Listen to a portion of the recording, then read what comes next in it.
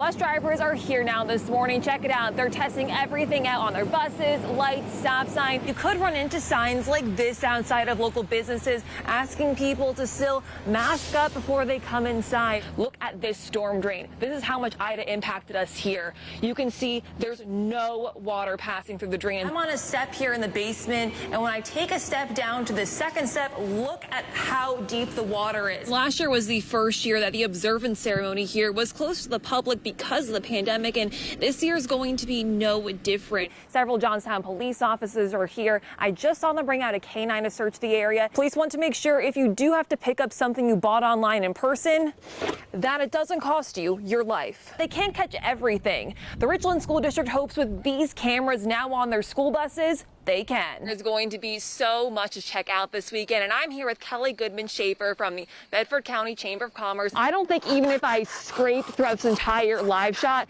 that I'd even be able to make a dent in what we have here. Just to give you an example of what it might look like if you're traveling on some side roads this morning, the parking lot we're in right now has not been touched since last night, and you can see there is a lot of snow out here.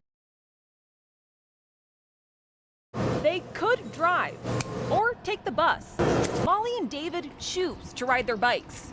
I grew up around here and was on a bike my whole life. You know, it was the 80s, kids get up, go outside, get on the bike. We were those kids, and so I was on a bike as early as I can remember.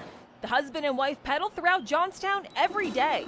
Biking is supposed to be fun, not scary. Riding isn't always smooth, constantly mindful of the cars around them. You'll always have a couple who just aren't into cycling and get close or whatever, but that happens everywhere. This makes things safer. Miles and miles of bike lanes just became part of the city. It's going to show drivers that there are cyclists out there and that they have a right to be on the road. Giving a bike lane proper is safer for everyone. Molly knows that all too well. She lived in California for a bit, and one day I was riding along on a busy street and someone pulled out of a space without looking and hit me into traffic, and then a car flipped me over the first car and I was out.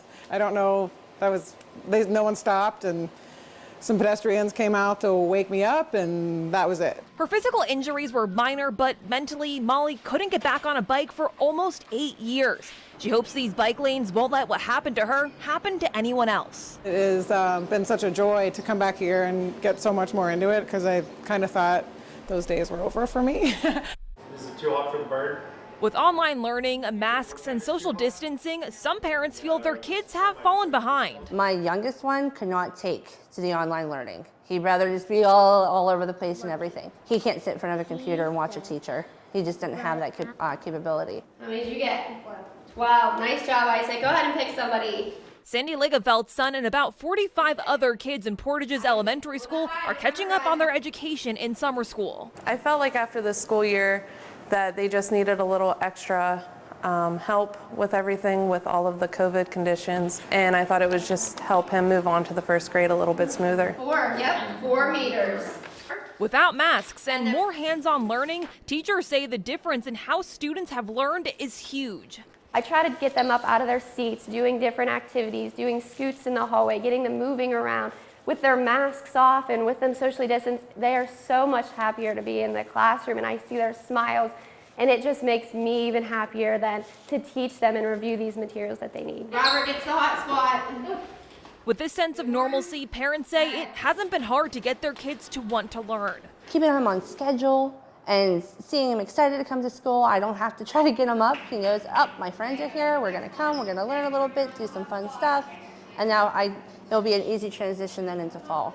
The Air Force, how cool. But if the pandemic never happened, some parents say they wouldn't have their kids in summer school.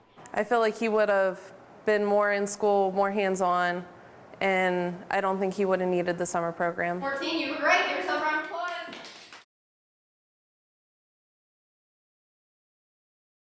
ABC 23 News Center, centered on you, starts with breaking news.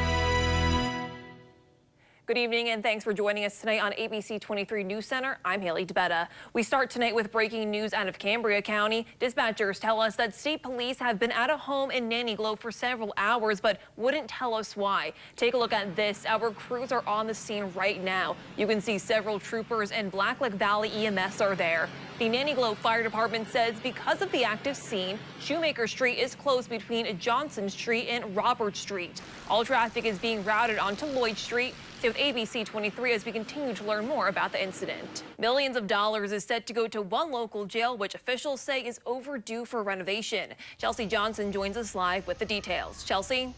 The trial of Michael Copley, who was accused of killing his wife, Catherine, began today in Blair County Court. Dylan Huberman was in the gallery for opening statements and the following proceedings. He joins us now live with where the trial stands. Dylan? The search continues tonight for a Bedford County woman who has gone missing. State police are asking for the public's help to find her. Take a good look at your screen. This is 34-year-old Sarah Davenport. Troopers say she was last seen at her home in Juniata Township on Thursday.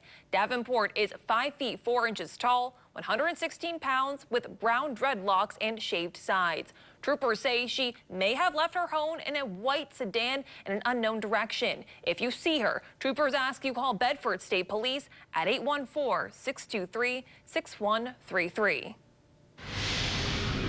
We have an update on the house explosion in Tyrone Borough that killed one person last week.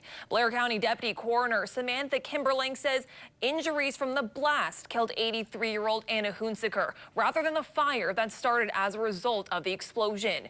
Kimberling says based on last week's autopsy, Hunsaker likely died instantly. It's still unknown what caused the explosion and several agencies are still investigating. But officials have said it appeared related to a waterline replacement project in the borough. Turning things now to our forecast, meteorologist Caitlin Westerholm joins us. Caitlin, how are we looking for the start of our week tomorrow? On and off rain today, not too bad for our holiday weekend, but meteorologist Caitlin Westerholm joins us now. Caitlin, how's it going to be for Labor Day tomorrow? Locally, Penn State University has confirmed that a student has died from COVID-19. School officials say Neil Patel was a 6th semester Smeal undergraduate student. According to a GoFundMe page, Patel started to show symptoms of the virus 18 days ago. Penn State officials said in a statement the university community shares its deepest condolences with Patel's family and that counseling is available for anyone in need during this time. In Bedford County, a crash on Lincoln Highway on Friday night has left one person dead. State police say the crash happened as a car drove towards the intersection of Lincoln Highway and South Breezewood Road. A pedestrian walked onto Lincoln Highway from South Breezewood and into the path of the car. Pedestrian Marshall Thompson of Breezewood was hit by the car and pronounced dead at the scene by the Bedford County Deputy Coroner.